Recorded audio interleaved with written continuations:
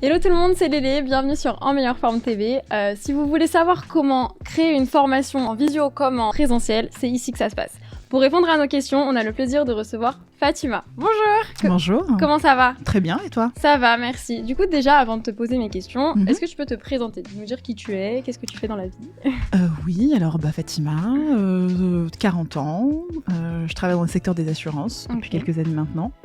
Donc, ce que je fais concrètement, je suis gestionnaire. D'accord. Donc, quand vous avez un accident, quand vous avez une déclaration à faire, un petit pépin, c'est moi que vous avez au téléphone ou c'est moi qui vous écris. D'accord. Et de ça, tu passes à la formation du coup? Exactement. En fait, les deux sont liés. C'est-à-dire qu'il y a une partie de mon travail qui consiste en ce que je viens de dire et une partie, effectivement, à la formation, donc en interne. Donc exclusivement en interne, c'est-à-dire que moi par exemple j'ai ma société, je ne peux pas te dire est-ce que tu peux venir faire une formation. Exactement, voilà, non, c'est pas possible. Non. D'accord. Après, on peut s'arranger. On peut s'arranger. Ok. Mais exclusivement en interne pour les collaborateurs, effectivement. D'accord. Ouais. Et du coup, comment ça se passe pour créer une formation? Comment ça te vient l'idée je vais créer une formation sur tel sujet ou sur un autre sujet? Comment ça fonctionne? Alors, en entreprise, en fait, il y a déjà un service dédié. D'accord. Il y a un service qui chapeaute effectivement la formation. Le démarrage, c'est quoi? Enfin, le début, la naissance d'une formation, c'est le besoin. D'accord. C'est-à-dire qu'en fonction, effectivement, des besoins de l'entreprise, des besoins de certains services, à former certains collaborateurs. Alors, il y a différents types de besoins. Il y a le collaborateur qui vient d'être recruté. Oui. Donc là, il y a un parcours d'un suivi, exactement, donc d'intégration avec toute une tas de formations en lien avec le métier qu'il va exercer. D'accord. Et après, ce sont des formations qui peuvent être prévues pour pouvoir monter en compétences, donc des collaborateurs qui sont là depuis quelques temps, quelques mois, quelques années. Et il y a nécessité effectivement de remettre à jour certaines connaissances, ou alors il y a de nouveaux produits, de nouvelles règles de gestion qui rentrent en ligne de compte, donc il y a nécessité effectivement de mettre en place une formation. Autour du métier qu'on exerce, il y a besoin d'autres compétences. D'accord. En plus des compétences, je dirais, purement techniques, qui nous permettent de traiter les dossiers, de traiter les différentes demandes qui arrivent de nos clients. Donc oui, ça peut arriver des formations sur la négociation. Ah, ça doit être intéressant. Voilà. Donc c'est intéressant en plus parce que c'est des formations qui permettent de gérer effectivement son quotidien et son métier. Ouais. C'est des formations qui permettent aussi d'avoir certaines connaissanses qui peuvent être utiles dans la vie quotidienne. Hein. Oui, négocier, ça peut être très utile. Convaincre. Oui, ça c'est sûr. Je vais aller acheter mon frigo chez Boulanger. Oui, il y a besoin de savoir négocier. Oui, pour baisser le prix. Voilà, exactement. Avoir le meilleur produit.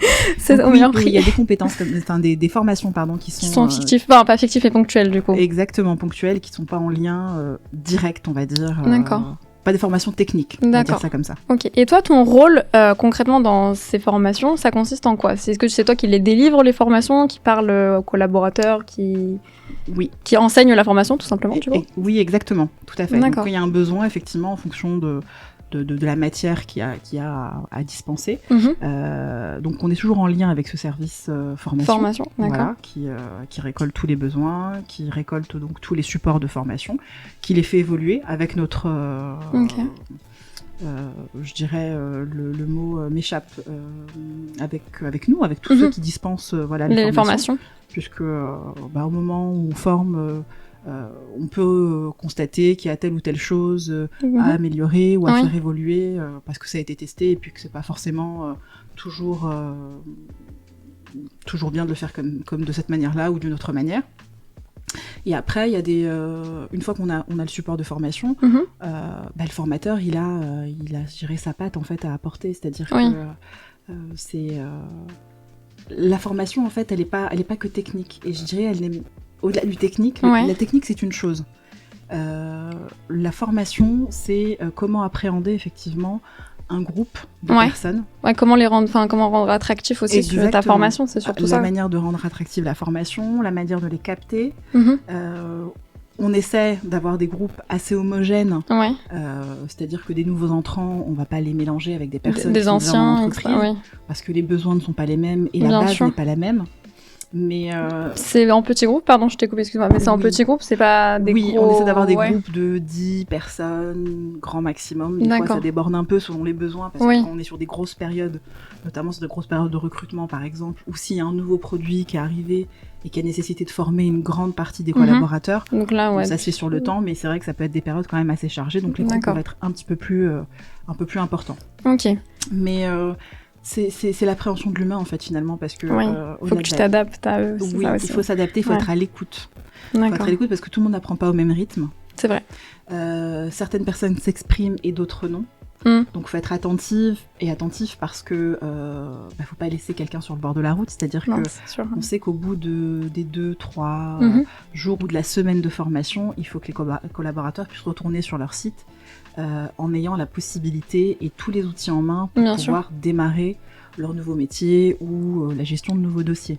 D'accord. Et c'est vrai que il est important de pouvoir capter en fait assez rapidement ceux qui ont cette capacité à apprendre rapidement, parce que ça peut être des soutiens aussi. Pour ceux qui justement n'apprennent pas aussi vite que... Et d'autres qui sont un peu plus en difficulté, et là, faut leur apporter un soin en fait particulier. Okay. Et comment tu fais toi pour voir ça ? Enfin, toi qui es formatrice du coup, comment tu fais pour te dire lui il apprend, lui un peu moins bien que l'autre par exemple. En général, tu vois. ceux qui s'expriment beaucoup, ceux qui participent beaucoup, et puis en fonction des questions, de la pertinence des questions, ou des remarques, on peut capte vite, très vite effectivement. C'est des personnes qui ont cette capacité à appréhender les nouvelles notions rapidement. Ouais. Ceux qui sont un peu plus en retrait ou qui ont du mal effectivement à s'exprimer, ou on le repère en fait. D'accord. C'est vrai que être formateur, c'est vraiment la gestion de l'humain. J'insiste dessus parce que les connaissances techniques. Oui, ça on peut les apprendre mais après c'est toi comment tu. Exactement. Il faut être pédagogue. C'est-à-dire qu'on peut être un très bon technicien. Mais et un très mauvais formateur parce que la connaissance elle est là, on l'a sur le bout des doigts, on connaît par cœur les process. Ouais, c'est ça, mais justement on connaît peut-être trop par cœur et on n'est pas assez humain peut-être, c'est plus un robot. Vraiment la gestion de l'humain c'est important. Et toi comment tu fais ? Puisque tout à l'heure tu parlais faut apporter sa patte quand on est formatrice ou formateur. C'est quoi ta patte à toi ? Quand tu accueilles tes collaborateurs, comment tu les accueilles ? Comment tu fais ? Alors il est important je pense au départ déjà d'instaurer un climat de confiance. Bien sûr. Et de mettre tout le monde à l'aise. Oui. C'est pas le professeur avec ses élèves, on n'est pas dans un cadre strict. Oui, on n'est pas dans un cadre scolaire, quoi. Voilà, même si on sait que à l'issue de la formation, il faut qu'ils repartent avec des connaissances et qu'ils puissent évoluer et gérer les dossiers qu'ils ont à gérer. Mais je pense que la première des choses, c'est vraiment instaurer ce climat de confiance, mettre à l'aise tout le monde. D'accord. Instaurer quelques règles très très basiques de bienveillance, c'est-à-dire que tout le monde a le droit de s'exprimer. Oui. Il n'y a pas de questions, comme on dit, de questions bêtes en fait. Oui, on nous le dit tout le temps, mais on ne respecte pas forcément ça. Toutes les questions sont bonnes à prendre. Pas de jugement. Donc vraiment ce que je disais, la bienveillance, c'est-à-dire que ce n'est pas parce que je suis dans la position où j'apprends très très vite et que moi... Exactement, qu'il faut effectivement pointer du doigt le collègue d'à côté qui va être un peu plus en difficulté. Et donc voilà, déjà cette base-là. D'accord. C'est important. Moi j'aime bien le tutoiement, instaurer le tutoiement. Alors après, directement, je trouve que ça met à l'aise. Oui, c'est vrai. Et puis en plus, on est finalement entre collègues. Oui, on n'est pas dans un cadre professeur-élève comme tu disais, donc on n'a pas besoin de dire vous. Voilà, moi c'est important effectivement d'être naturel. Ouais. Je suis pas un professeur, je suis pas là pour être dans un cadre strict. On est là, on a une mission, parce que la mission elle est autant pour moi que pour eux, c'est-à-dire que moi mon rôle et ma mission c'est de les amener à repartir avec une boîte à outils bien pleine pour qu'ils puissent l'utiliser après bien sûr. Exactement. Et eux leur mission effectivement c'est d'être attentifs et de pouvoir profiter de ton savoir aussi et de ce que tu leur apportes, c'est aussi ça. De poser toutes les questions qu'ils ont à poser et puis pour que tout le monde soit à l'aise et que tout le monde puisse repartir avec un bagage. Avec un bagage. Et est-ce qu'à l'issue de ces formations, il y a une évaluation à la fin ou pas du tout ? Ou c'est juste un savoir que tu délivres et après ça s'arrête là ? Ou il y a une sorte d'évaluation de compétences ? Ça se fait en cours. C'est-à-dire que il y a une évaluation dans les deux sens. C'est-à-dire que le formateur est évalué parce qu'à la fin des formations, il y a une enquête à chaud, qu'on appelle une enquête à chaud. Donc ils ont la possibilité, donc en ligne, de pouvoir dire ce qu'ils ont pensé de la formation. Ah, c'est un avis alors du coup. Enfin, c'est un avis qu'ils donnent. Exactement. Qu'est-ce qui a été bien, qu'est-ce qu'ils ont aimé, qu'est-ce qu'ils ont moins aimé, qu'est-ce qu'ils auraient préféré avoir en termes d'outils pédagogiques par exemple, etc. Ce qui leur a manqué peut-être. Ok. Donc ça c'est vis-à-vis du formateur. Ouais, c'est un retour d'expérience finalement. Exactement. En fait. Et après, le suivi du formateur vers les collaborateurs, se fait tout au long. C'est-à-dire que si on constate qu'il y a vraiment des difficultés très particulières, donc on fait remonter aux responsables de site, effectivement.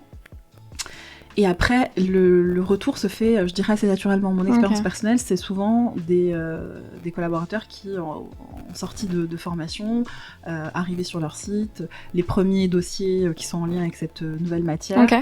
Et bien très naturellement, pour beaucoup, en fait, c'est l'envoi d'un petit message pour dire ah ben c'était super, j'ai réussi, ok, je comprends. Là j'étais un peu plus en difficulté, mais j'ai su effectivement rechercher l'information, parce que c'est ça aussi. Voilà. C'est là, en fait, c'est eux qui viennent chercher un besoin finalement.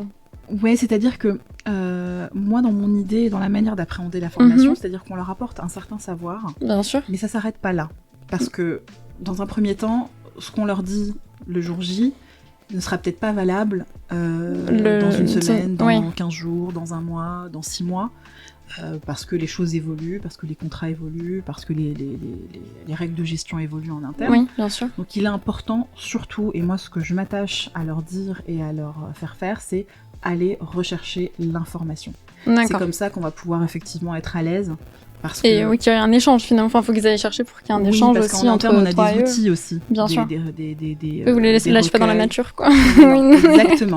Il faut qu'ils aient cette confiance et il faut qu'ils sachent où chercher l'information. Ok. C'est important. Parce qu'effectivement, une fois que tout le monde est reparti. Oui. Après, tu peux oublier. Enfin, Oui, et puis c'est un peu. Il y a la forme, c'est un peu comme à l'école. Enfin, je sais pas si certains se reconnaîtront, mais moi je prends l'exemple du cours de maths parce que je suis pas une matheuse, j'ai jamais été une matheuse, mais c'est vrai qu'il y a le prof qui explique, ça paraît hyper simple, dit chouette. Oui, c'est vrai, c'est impuissant, ça fait. L'exercice arrive et là, bon. J'ai tous les outils en main, mais j'y arrive pas. Il faut effectivement le temps d'adaptation pour remettre tout ça en ordre et pouvoir faire l'exercice seul. C'est un peu la même chose, c'est-à-dire qu'on leur donne un tas d'informations, ça peut être assez lourd quand même. Et derrière, de retour effectivement à leur métier, seuls face à leur dossier, il faut qu'ils soient en capacité de pouvoir gérer tout seul, quoi. Remettre effectivement tout ce qu'ils ont appris durant la formation. Exactement. D'accord. Ok, et aujourd'hui, avec la crise Covid qu'on a connue, du coup, je suppose que tes formations, elles ont dû se faire en visio. Beaucoup. Et comment ça se passe? Parce que ça a été un gros choc pour tout le monde, le Covid, et il fallait revoir les modèles, parce que je suppose que de base, c'était que en présentiel. Exactement. Et comment vous avez fait pour revoir justement ce modèle-là? Pour que ce soit toujours attractif, justement? Alors, on a des outils, effectivement, qui nous permettent d'organiser des réunions à distance. Bien, ok. Donc ça c'est effectivement comme Teams, les Google Meet, enfin on a tous connu ça, ça fait l'explosion. Tout à fait ça. Donc l'outil je dirais de base est déjà là. Ça ok. Après la formation à distance, c'est vrai qu'elle est un peu plus compliquée. Bah oui. Parce que ne pas avoir les personnes en face de soi, donc on n'appréhende pas les choses de la même manière.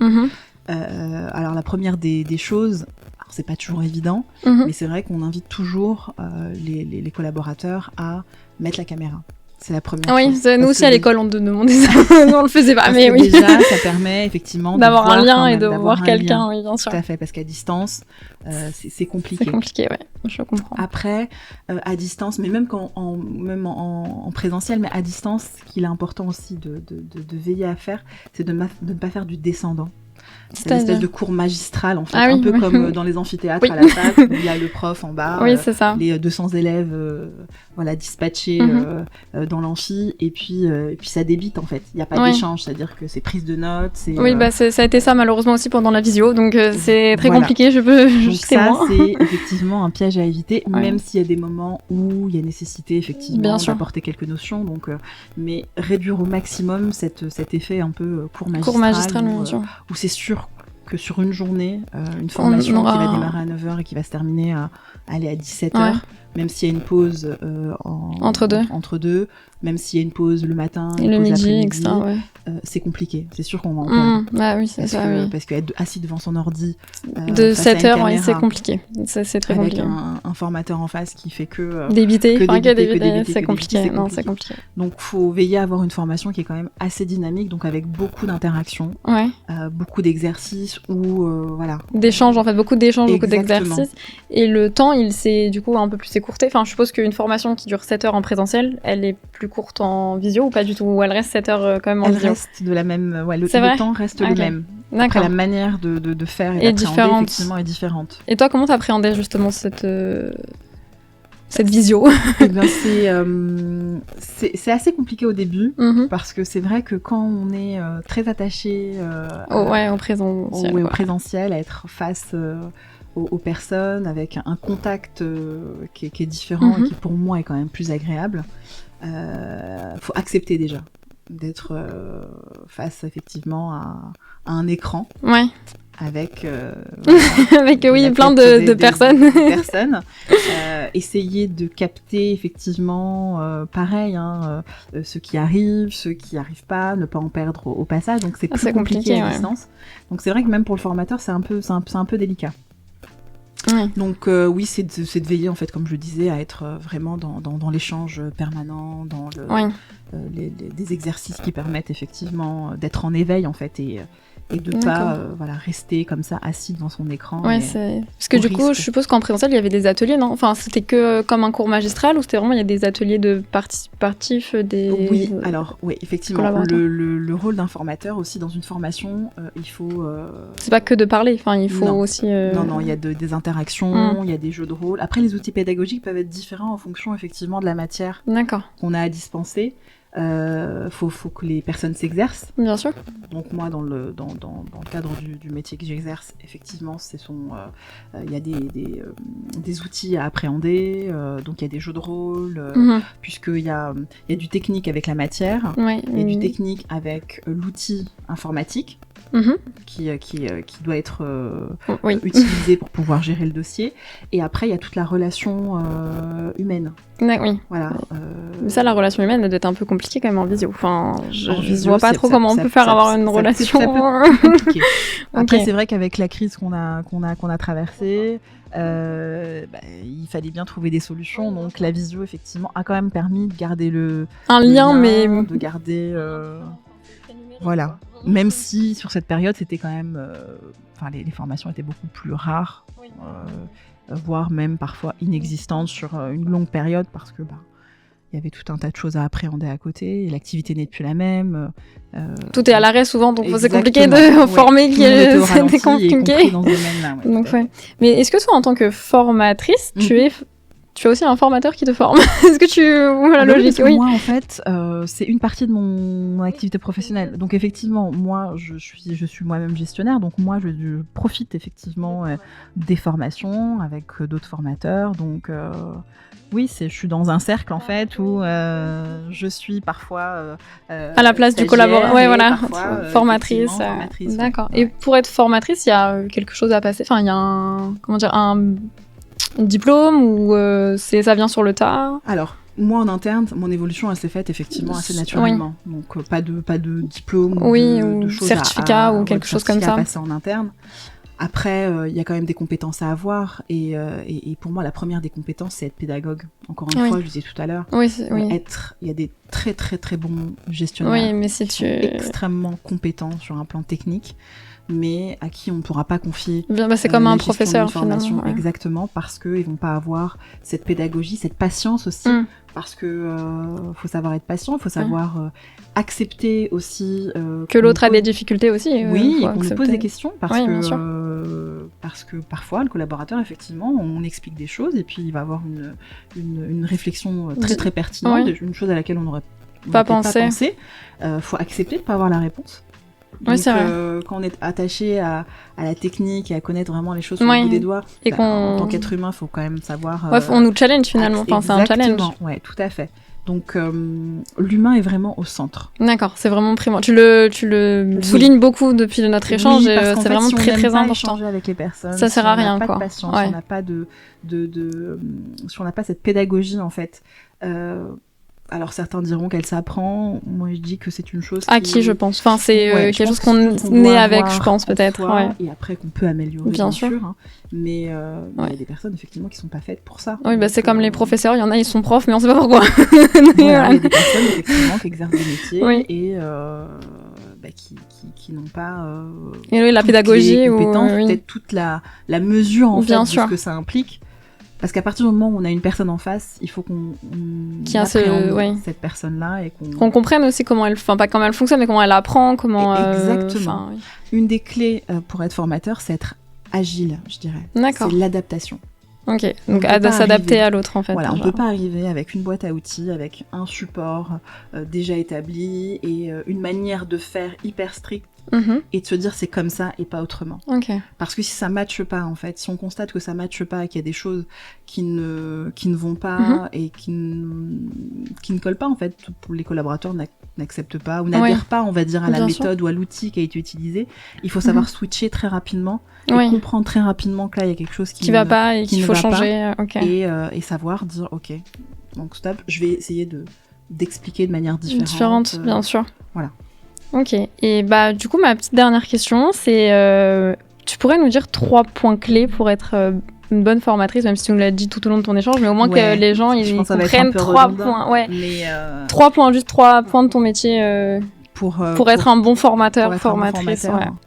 Alors, la pédagogie, être à l'écoute. Ok, vraiment. Pédagogue, être à l'écoute. Et le dernier alors, l'agilité dont je viens de parler. Bien sûr. Faut savoir s'adapter. Parce que tout le monde n'a pas les mêmes... tout le monde n'apprend pas de la même manière, tout le monde n'a pas les mêmes bases. Le vocabulaire est important aussi. Vulgariser, parce que quand on est trop dans le technique... Oui, quand on est trop... Oui, faut adapter son discours, en fait. Il faut que tu t'adaptes forcément ton discours. Savoir, effectivement, expliquer une notion, mais avec des choses du quotidien, avec des choses simples. Oui, pour que ça rende... Ce qui est agréable, souvent, aussi, c'est qu'on sorte de vraiment du cadre de l'entreprise et du travail... pour pouvoir expliquer une notion, et là on voit souvent que les gens qu'il faut un exemple de la vie quotidienne pour que les gens souvent c'est comme ça. Donc vraiment ça, être pédagogue, aimer les gens. C'est peut-être bête à dire comme ça, mais il faut vraiment être très humain, quoi. Il faut vraiment être dans l'humanité, dans le social, en fait. C'est concrètement faut aimer les gens. Il faut vraiment aimer les gens, être dans l'interaction avec les gens. Être à l'écoute et cette agilité, vraiment. S'adapter, pouvoir s'adapter. Tant dans les outils qu'on a pu mettre en place et ceux qu'on délivre aussi. Et voilà, exactement. Et s'adapter aux personnes qu'on a en face de soi, parce que tout le monde ne réagit pas pareil. Ne réagit pas de la même manière, n'apprend pas à la même vitesse. Bien sûr. Vraiment, ce sont des choses... Si je peux donner des conseils, en tout cas, ce sont les 3 conseils. Voilà, ce sont ces conseils que je donnerais. Ok, super. Voilà. Merci pour ces mots de la fin. C'est très gentil. Encore une fois, merci d'être venu. Un plaisir. Et du coup, moi, je vous retrouve le lundi, mercredi et vendredi sur En Meilleure Forme. Très bonne journée, bonne soirée, n'importe où vous êtes. Et bisous, ciao.